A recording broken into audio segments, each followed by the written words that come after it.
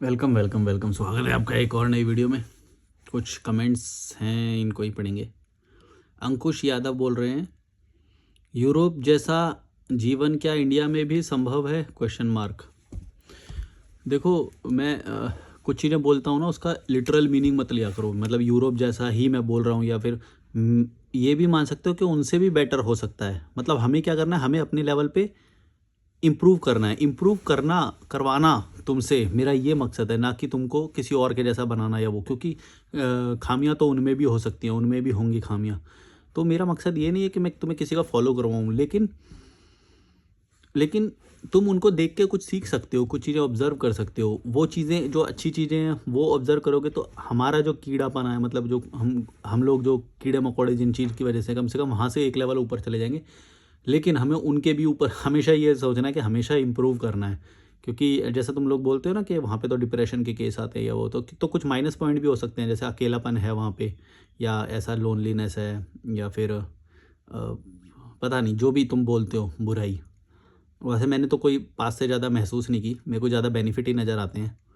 उम, क्योंकि यहाँ पे बहुत माइनस पॉइंट बहुत ज़्यादा हैं। तो मैं ये बोलता हूँ कि कभी भी किसी का वैसे मत मानना कि जो मैं कह रहा हूँ तो तुम वैसा मीनिंग समझ लो, वो गलत हो जाएगा। क्योंकि तो ना तुम्हें यूरोप जैसा जीना है, ना किसी के जैसा। भाई तुम अपने लेवल पे इम्प्रूव करो। ये देखो, यही यही मैं बोल रहा हूँ कि तुम दूर का, मतलब बड़ी बड़ी बात करके जो दूर का है तुम्हारे लिए। अभी तुम्हारा एक और कमेंट देखा था मैंने, एक और है, देखो ये, यूरोप में क्या 10 लाख लगाकर कुछ जंगल में ज़मीन खरीद सकते हैं क्या? अब ये देखो कैसे कैसे सवाल कर रहा है, ये ऊंची बात कर रहा है, मतलब दूर की बात कर रहा है। अपने लेवल पे इम्प्रूव करना है, ये चीज़ को नहीं देख रहा। बोला यूरोप में क्या 10 लाख लगा के ज़मीन खरीद सकता हूँ क्या? भाई तू अपने लेवल पे जो इम्प्रूव कर सकता है, हमारा टारगेट वो है, ना कि ये कि 10 लाख रुपए लगा के ज़मीन खरीद सकते हैं क्या। अबे औकात औकात में रहो अपने। वो देखो पहले, जो अपने लेवल पे इम्प्रूव कर सकते हो वो ही करो। ये मोक्ष, फिर ये मोक्ष वाली तो बात कर रहे हो तुम, कि दूर का तो सोचोगे, दूर के बड़ी बात करेंगे, यूरोप जैसा बनना है, वो उससे तो हम दूर हैं क्या, ऐसा जी सकते हैं क्या? ऐसा, अबे भाई तू अपने लेवल पे जो इम्प्रूव कर सकता है वो करना। तेरी औकात उतनी ही है। अगर कीड़े मकोड़ों ने पकड़ रखा है तो उनको ब्लॉक करो। खर्चा ज़्यादा हो रहा है तो उन चीज़ को ब्लॉक करो। जीवन को सरल बनाओ, फंसो मत। परमानेंसी को मिडल फिंगर दिखाओ। दिखा नहीं सकता भाई यूट्यूब में। परमानेंसी माने कैसे? एक घर ले लिया तो फिर तुम आप परमानेंट हो गए वहाँ पे, अब तुम हिल नहीं सकते वहाँ से। तो परमानेंट जब तुम हो जाओगे तो तुम्हारी बहुत सारी लिबर्टी तुम्हारी छिन जाएगी।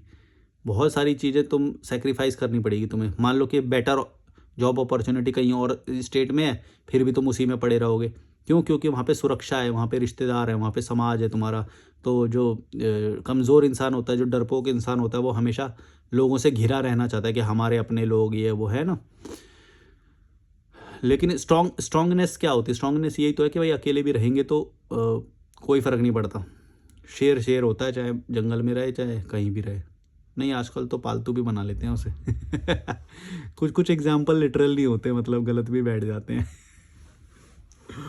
अब मैंने देखा कि कुछ वीडियोस में शेरों को भी पाल रहे हैं अब तो लोग। तो जो शेरियत उसकी ख़त्म ही हो गई है अब। क्या बोलेंगे, मुर्गे का गुलाम हो गया ना, उसे मुर्गा खिला दिया जाता है थोड़ा थोड़ा टाइम पे, तो वो एक शिकार करना कहाँ से सीखेगा? यही सेम चीज़, हम लोग भी शेर हैं, लेकिन हमारे मम्मी पापा, ये जो समाज लोग हैं, ये हमें ऐसा वो रखते हैं, चिकन देते, मतलब वो थोड़ा थोड़ा रिवॉर्ड देते रहते हैं ताकि हम शिकारी, मतलब हम कॉन्फिडेंट ना बन पाए। समझ पाए तुम ये वाला एग्जाम्पल? मतलब शेर की भी शेरियत ख़त्म कर दी उसे, बेचारे को बचपन से पाल पाल के लोगों ने।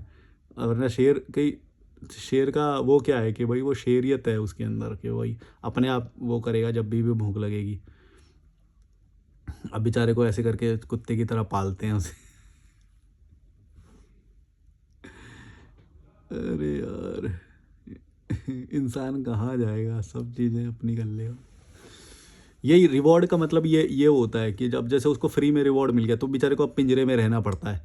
समझ रहे हो मैं क्या बोल रहा हूँ? शेर को अब पिंजरे में रहना पड़ता है। बहुत सारे आपने देखे होंगे, बहुत सारे देशों में शेर को पालना लीगल कर रखा है लाइसेंस के साथ।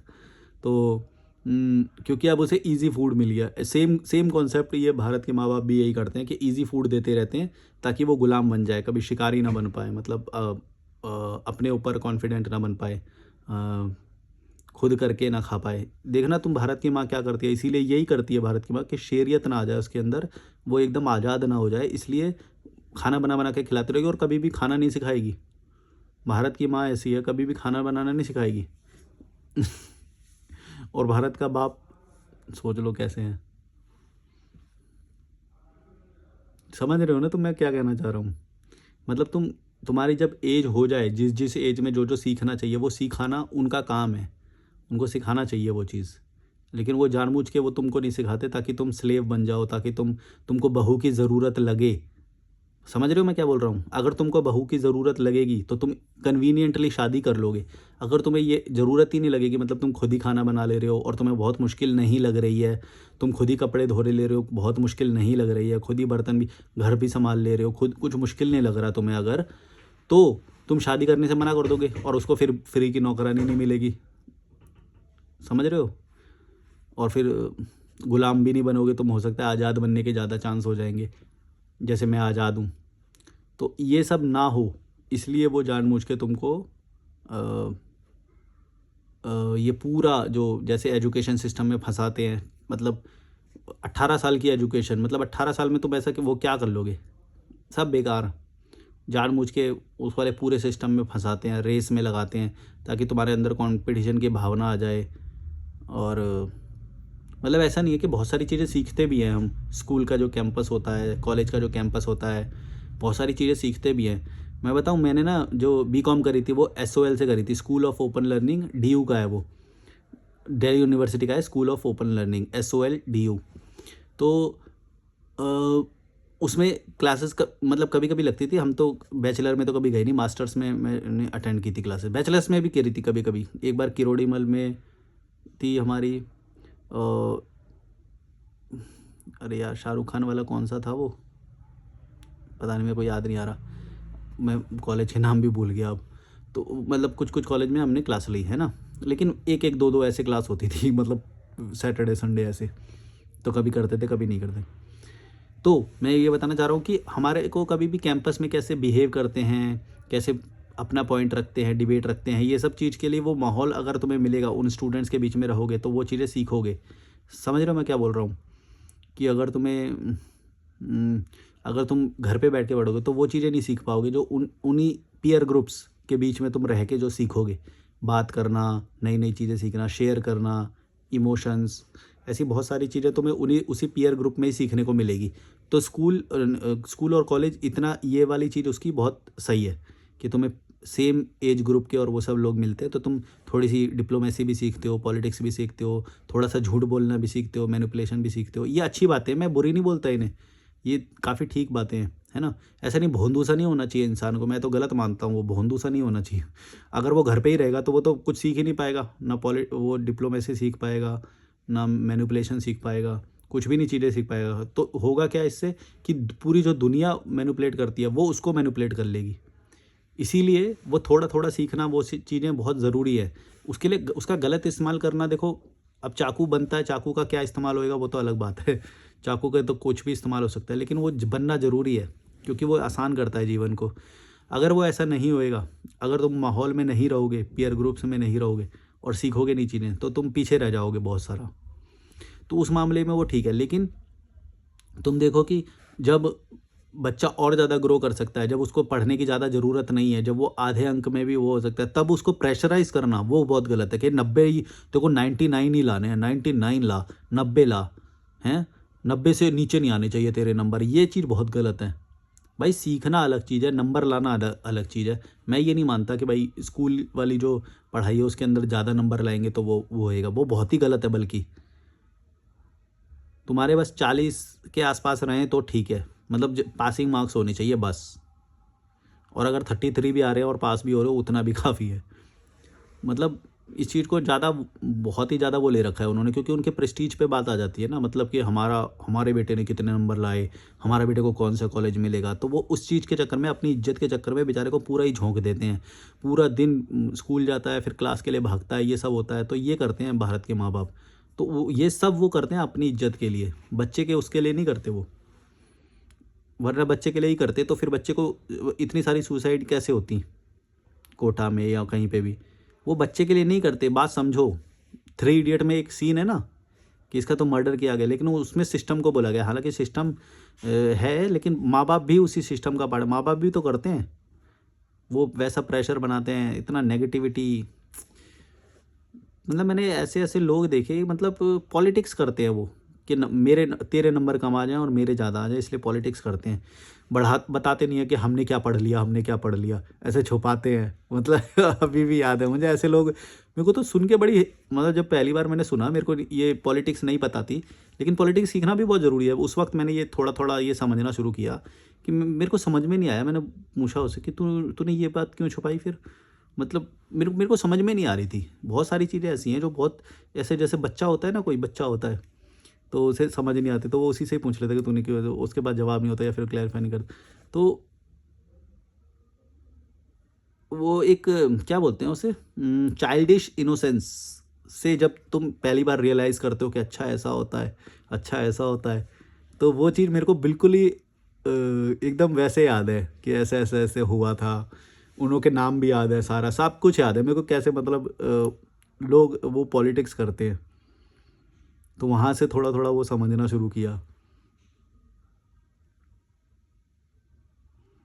फिर ऑफिस में बड़ी पॉलिटिक्स होती थी, उसके थोड़े अलग लेवल थे। बहुत सारी चीज़ें, मतलब लोगों के चेहरे और वो कैसे कैसे होते हैं, सामने कुछ बनते हैं, पीछे कुछ बनते हैं, तुम्हारे खिलाफ पॉलिटिक्स कर सकते हैं, तुम आउट परफॉर्म ना कर जाओ किसी को, और तुम लीड ना ले लो, झूठ बोला जाता है तुमसे, तो ये सारी चीज़ें तुम सीखते हो। और मैं ये सब सीख सूख के देख दुख के फिर मैंने ये सब छोड़ा। मेरे को ये सारी बातें समझ में आ गई कि अच्छा ये तो बहुत छोटी चीज़ के लिए ऐसा कर रहे हैं यार, ये तो गलत है, कुछ ना कुछ तो गलत है। तो फिर मैंने ये सब छोड़ा। ऐसे नहीं तुम सोचोगे कभी कि ये पीछे रह जाता है या वो, मैं बहुत एक्चुअली मैं जाता तो बहुत आगे जाता, और मैं अगर मैनिपुलेशन करूँगा ना तो बहुत ऊंचे लेवल का कर सकता हूँ, अगर मैं करना चाहूँ तो। मैं हिप्नोटाइज़ करना चाहूँ किसी को या मैनिपुलेशन करना चाहूँ तो मैं बहुत ऊंचे लेवल का कर सकता हूँ।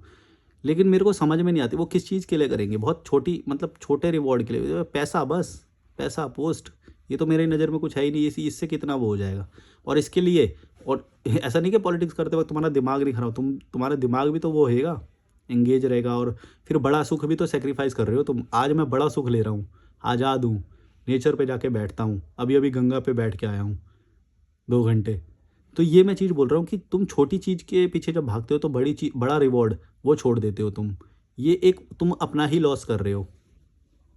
समझो इस बात को, तुम समझो सारी चीज़ें, दुनिया में क्या हो रहा है, दुनियादारी, पॉलिटिक्स कैसे हो रही है, वो सब समझो सारी चीज़ें, लेकिन उसमें इन्वॉल्व होगे तो फिर तुम बड़ी चीज़ को सेक्रीफाइस कर दोगे, जो बड़ा सुख है।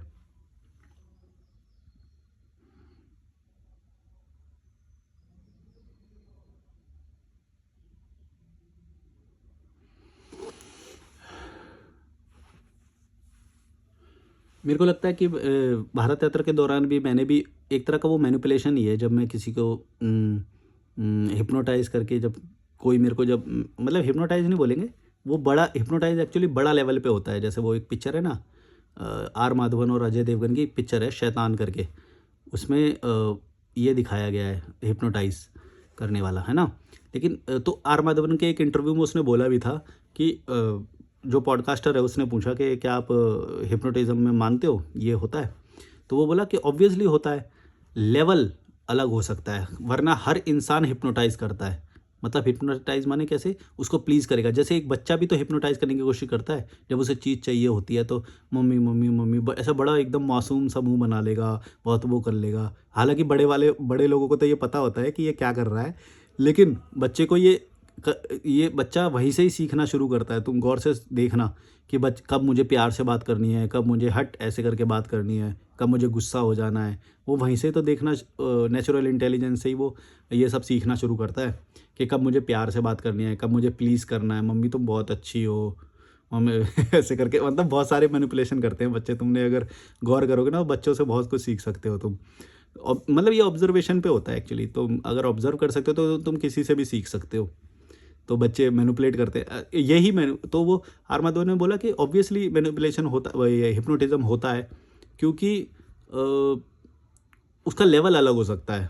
हर कोई हिप्नोटाइज करता है, उसका लेवल अलग अलग हो सकता है। अब उस पिक्चर में ऐसा दिखाया गया है कि वो एक चुटकी में मतलब या ऐसा कुछ करके या फिर कुछ तो बोल के हिप्नोटाइज कर देता है। पता नहीं, मेरे को याद नहीं आ रहा कैसे वो हिप्नोटाइज करता है उसे। मतलब एक तांत्रिक वाला भी उसका वो दिखाया गया है, लेकिन वो मॉडर्न अवतार में आता है अजय देवगन के सामने, जब वो उनकी फैमिली के सामने आता है। तो वो इस लेवल का हिप्नोटाइज होता होगा, मेरे को पता नहीं, मैंने देखा नहीं है, ठीक है। लेकिन हम सब हिप्नोटाइज करने की कोशिश करते हैं, है ना। तो मैं यही बोल रहा हूँ कि इस दुनिया में सारी चीज़ें होती हैं। लोग बोलते हैं कि ये होता है क्या, अब ये पुनर्जन्म होता है क्या। अब पुनर्जन्म एक तरीके से देखो तो एक तरह से शरीर का नया निर्माण रोज ही होता है। कितने साल में कोशिकाएं हमारी बदल जाती हैं, थिंकिंग भी बदल जाती है, तो वो भी तो एक पुनर्जन्म ही है। मैं पहले कुछ सोचता था, आज मैं कुछ सोचता हूँ, तो ये मेरा पुनर्जन्म ही तो हुआ है। पहले मैं गुलाम था, मैं आज़ाद हूँ, ये भी तो पुनर्जन्म ही है। अब तुम बोलो कि पूरा शरीर मर जाए, वो हो जाए, तो उसको ही पुनर्जन्म बोलेगा, वो एक अलग। मैं यही तो बोल रहा हूँ, हर चीज़ के रैशनैलिटी के लेवल पे देखो। अगर तुम पुनर्जन्म का मतलब वो समझ लोगे तो वो गलत हो जाएगा कि भाई एक जन्म था जिसमें पूरी बॉडी समाप्त। भाई तुम्हारा रोज भी तो पुनर्जन्म हो रहा है ना। ये सोचो, थॉट बदल रहे हैं तुम्हारे, शरीर तो बदल ही रहा है, कोशिकाएं बदल जाती हैं, शरीर की बनावट बदल जाती है, दिमाग बदल जाता है, सोच बदल जाती है, लोग आसपास के बदल जाते हैं। तो एक तरह से तुम्हारा पूरी दुनिया ही तो बदल गई, मेरी पूरी दुनिया ही तो बदल गई, मेरा तो पुनर्जन्म ही तो है ये, और क्या है। लेकिन लोग उन शब्दों का मतलब कुछ गलत समझ लेते हैं। फिर वो पिक्चरों में भी वैसा ही दिखाया गया, पुनर्जन्म का मतलब ये होता है। तो हर शब्द के ना कुछ मतलब है, उसका लेवल बढ़ा के उन्होंने दूसरे लेवल पे पहुंचा दिया, और फिर उसको आज वैसा ही देखा जाता है। तुम कोई भी चीज़ लो, कोई भी चीज़ लो, हर चीज़ का वो बहुत बेसिक लेवल पे उसका मतलब होता है, लेकिन उसको बहुत बड़ा वो बना के बड़ा कर दिया है। तुम मोक्ष को समझ लो, मोक्ष को बहुत एक बड़े ऊंचे लेवल का वो बना दिया गया है। जबकि मोक्ष ये है कि भाई तुम्हें कोई दुख नहीं हो रहा, तुम सरल जीवन जी रहे हो, वही तो मोक्ष है, वो भी मोक्ष है। हर चीज़ का लेवल हो सकता है ना। तो तुमने उसको उच्च लेवल पे ले जाके कि बुद्धा वाला मोक्ष और ये वो निर्वाण ऐसा करके उसको ऊंचे, भाई वैसा कितने लोगों को मिलता है, और क्या वो प्रैक्टिकल है? क्या वो प्रैक्टिकल है? नहीं है। प्रैक्टिकल क्या है? जितना तुम्हारी रीच में है, जितना तुम्हारे जो ब्रेन है उसके रीच में है, वही तुम्हारा मोक्ष तो वही हुआ ना। जैसे मेरा मोक्ष ये है, आज मैं एक सरल जीवन जी रहा हूँ, कीड़े मकोड़े से दूर हूँ, तो मेरा तो मोक्ष ही तो है ये। तुम समझो इसका मतलब। शैतान शैतान कौन इंसान शैतान है, कौन वो नहीं है। तो शैतानियत को समझ जाओगे तो शैतान को समझ जाओगे। हर इंसान के अंदर शैतान है। ईविल है क्या, वो विलन होते हैं क्या, दानव होता है क्या? अरे सब लोग दानव ही तो है। कोई किसी के लिए कितना बुरा कर सकता है, यही तो दानवता है। अगर वो दानवता यानी कि शैतानियत को समझ गए तो तुम्हें पता चल जाएगा कि कौन इंसान के अंदर कितना शैतान है। वो वैसे देखो ना, शैतान का मतलब तुम्हें वो रूप दिखा दिया गया ना। मैं वही तो बोला, रूप, किसी भी चीज़ को रूप में या शब्दों में समझने की कोशिश करोगे तो तुम समझ नहीं पाओगे। उन शब्दों का मतलब समझो बस। तुमसे कोई बोले शैतान होता है क्या, हैं जिन होता है क्या, फरिश्ता होता है क्या, ये सारे जो शब्द हैं, फरिश्ता का मतलब क्या है भाई? कोई ऐसी स्थिति में आप थे जहाँ से निकाल के उसने तो आपको दूसरी स्थिति में ला दिया, वही आपके लिए फरिश्ता है। इसका मतलब अब तुम उसका एक कोई इमेज बना के बैठे हो, या किसी भी शब्द का, मैं दुनिया में कोई भी शब्द हो, उसका अपनी लाइफ में, प्रैक्टिकल लाइफ में कैसा मीनिंग है, उसको वो समझो। वैसा मत सोचो जैसा पिक्चरों में दिखाया गया है, या फिर जैसा बड़े बूढ़ों ने, बेवकूफ़ लोगों ने उनका प्रोजेक्शन किया है। वैसे अगर चीज़ों को देखोगे तो तुम भगवान का मतलब भी, अल्लाह का मतलब, इन सब का मतलब भी गलत समझ लोगे, और हर चीज़ का मतलब गलत समझ लोगे।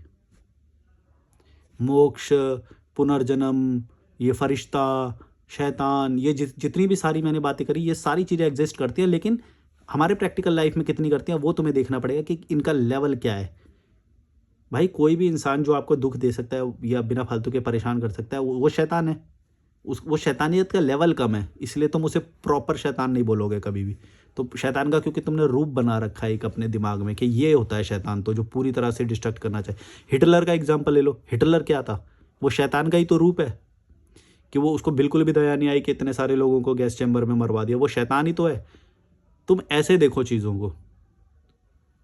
असुर, असुर एक मूवी आई, वेब सीरीज थी असुर, अरशद वारसी की। तो वो समझो वही तो शैतान है। अब वो अलग बात है कि वो उतना टेररिज्म वो कोई कर सकता है या नहीं, वो अलग बात है, लेकिन वही तो शैतान का रूप है। असुर का मतलब ही शैतान होता है, वेब सीरीज़ का मतलब ही शैतान है। तो मैं यही बोल रहा हूँ कि कोई भी इंसान जो बुराई की तरफ जाए या बुराई को बढ़ावा दे या फिर इंसानियत को ख़त्म करने के लिए वो करे, तो वो ही शैतान है। अब तुम उसका रूप बना के बैठे हो कि उसके 2 सींग होंगे, बड़ा सा दानव होगा, बड़े-बड़े दाँत होंगे, ऐसा कुछ है, तो फिर उसका मतलब गलत समझ लोगे तुम। हर चीज़ का ये चीज़ बहुत समझना यही रैशनैलिटी होती है। हर चीज़ का तुम्हें मीनिंग समझना पड़ेगा। तभी तुम इन डिबेट में भी लोग इसीलिए पड़ जाते हैं कि भगवान होते हैं या नहीं, या शैतान होते हैं नहीं, भूत होते हैं या नहीं, पुनर्जन्म होता है या नहीं। ये बिना फालतू के लोग डिबेट करते रहते हैं, मैंने बहुत देखा है भाई। अब ये सारे सवालों के जवाब एक ही चीज़ से मिट सकते हैं। अगर तुम मेरा ये पॉडकास्ट दिखा दोगे ना, वो समझ किसी को वो सारी डिबेट के मुद्दे ही खत्म हो जाएंगे। लेकिन अगर डिबेट के मुद्दे ही खत्म हो जाएंगे तो बेचारों को कीड़े मकोड़ों को मसाला कहाँ से मिलेगा? इसलिए आपस में वो ये चीज़ कभी क्लियर नहीं करते। वो क्लियर करना नहीं चाहते, उनके मुद्दे ही यही है। उनको रस आता है इन चीज़ों में, भूत की कहानियाँ हैं, पता नहीं एक्स्ट्रा ऑर्डिनरी वो कहानियाँ। जो एक्स्ट्रा ऑर्डिनरी है वो तुम्हारे रियल लाइफ से रिलेट हो, तो तुम्हारे लिए फ़ायदेमंद कैसे हुई? कोई भी जो कहानी जो रियल लाइफ में जो कोई भी जो बात जो रियल लाइफ में इम्प्लीमेंट की जा सकती है, जिससे तुम फ़ायदा ले सकते हो, वो ही तुम्हारे काम की है। ये इतना अलर्ट तुम्हें होना चाहिए, ऑब्जर्वेशन पावर होनी चाहिए। जैसे मैंने देखा कि भाई किसी बंदे ने कोई इलेक्ट्रिक केटल यूज़ कर रहा है ये भाई, तो मैंने वो ऑब्ज़र्व किया, वो मैंने सीख लिया, अब वो मैं उसे इम्प्लीमेंट कर दूँगा। समझो, ये मेरे लिए फ़ायदेमंद है। कोई भी ऐसी कहानी जैसे मोहब्बतें में कोई वो मर गई, वो सफ़ेद साड़ी वो करके वो घूम रही है, वो तुम्हारे लिए कोई फ़ायदेमंद नहीं है, वैसा नहीं होने वाला। जो होने वो बस एंटरटेनमेंट के लिए हो सकता है या वो होता है, लेकिन वो भी तुम्हें भ्रमित तुम्हें दिमाग तुम्हारा भ्रमित वाला दिमाग बनाएगा, रैशनल नहीं बना पाएगा। इसीलिए एंटरटेनमेंट को बहुत सोच समझ के कंज्यूम करना चाहिए, वरना वो तुम्हें इर्रेशनल बना के छोड़ देगा और इमोशनल बना के छोड़ देगा।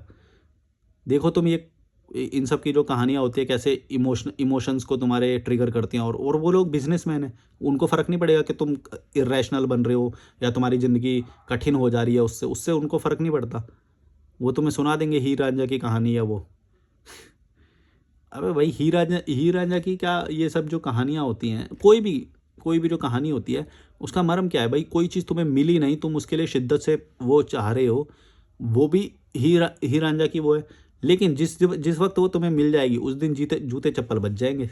क्या पता भाई उनकी शादी हो जाती तो जूते चप्पल बच जाते उनके आपस में, बीच में। प्रैक्टिकल रहो, प्रैक्टिकल रहो। ऐसे ही वो बुद्धा का बोलते हैं, जब बुद्धा मरे थे तो उनके अंदर से तितलियाँ निकली थी, उनके अंदर से एक लाइट निकली थी। ऐसा हो सकता है?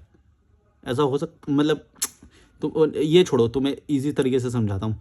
जैसे बुद्धा के बारे में बोला जाता है कि एक वृक्ष के नीचे वो बैठे थे, या फिर वो मतलब एक पल में एक पल में उनको एनलाइटनमेंट मिला। ऐसा हो सकता है क्या?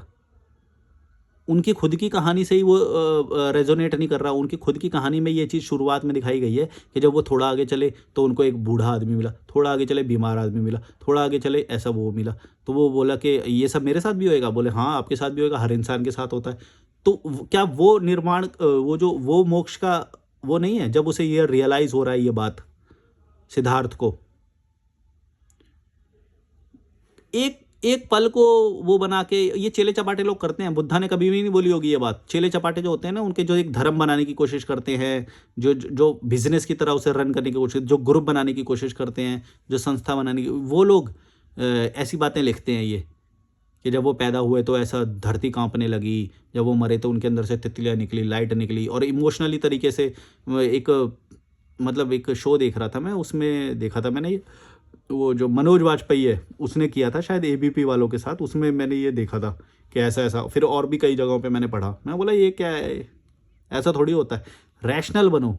ये हो सकता है कि वो एक बहुत ही समझदार व्यक्ति होगा, बहुत ही लोगों का जीवन उसने चेंज किया होगा, क्योंकि सरल बनाया ना जीवन भाई। जब उस वक्त हो सकता है और ज़्यादा लोग बेकार की चीज़ों में पड़े होंगे, तांत्रिक और इन सबको मानते होंगे, तो उसने बोला कि नहीं नहीं, ये सारी चीज़ें बेकार है, पाखंड है, और सरल जीवन होना चाहिए, ऐसा जीवन होना चाहिए, दुख नहीं होना चाहिए, मतलब बिना फालतू के आडंबर में नहीं पड़ना चाहिए, इच्छाएं कम रखनी चाहिए। तो ये तो मैं भी बोल रहा हूँ, ये तो कोई भी वो बोलेगा। और इतनी ही रैशनल बात फिर उसको वचन बना के धम्मपद बनाया, ये सब बनाया। ठीक है, बहुत सारे लोगों के हेल्पफुल होता है वो सब, मैंने भी बहुत सुना है ये सब, लेकिन ये नॉर्मल ऑब्जर्वेशन की बातें, इनको भगवान बनाना मतलब तुम कोई भी किसी को भी सुन रहे हो, 3 महीने सुनना, उसके बाद छोड़ देना, 3 महीने 4 महीने छोड़ देना। अगर तुम ये छोड़ नहीं पा रहे हो उसको और उसी को पकड़ के बैठे हो, कोई भी फिलोसफर हो, ओशो हो, बुद्धा हो, कोई भी ग्रंथ हो, हिंदू मुस्लिम का हो, ईसाई का हो, किसी का भी हो, कोई बुक हो, तुम उसको ज़िंदगी भर पकड़ के बैठे हो, इसका मतलब ये है कि तुम उससे कुछ सीख ही नहीं पाए। भाई कोई भी चीज़, उसके अंदर जो चीज़ें लिखी हैं बस वो एक कोर्स की तरह लो, उसे इम्प्लीमेंट करो, उसे छोड़ दो फिर। चाहे कोई स्पीकर हो, कोई भी मॉडर्न स्पीकर हो, संस्था हो कोई भी, तुम उससे अगर तुम उससे जुड़े रह गए फिर तो मतलब है कि तुमने अपना पतन कर लिया। कोई भी गुरु जो अपने आप से दूर नहीं कर पा रहा शिष्य को, इसका मतलब है उसकी टीचिंग कोई काम की नहीं है। खांसी आ रही है। जो भी वो शिक्षा देना चाहता है 3 महीने में पूरी हो जानी चाहिए। जो भी तुम सिखाना चाहते हो इम्प्लीमेंट कराना, अगर वो नहीं कर रहे हो तो इसका मतलब ये है कि गुरु खुद चाह रहा है कि ये मेरे पास ही शिष्य बन के बना रहे और मेरी संस्था चलती रहे। समझो इस बात को। नहीं समझ में आती तो तुम गोबर हो, तुम्हारे को हर कोई फ़ायदा उठाने ही आया है।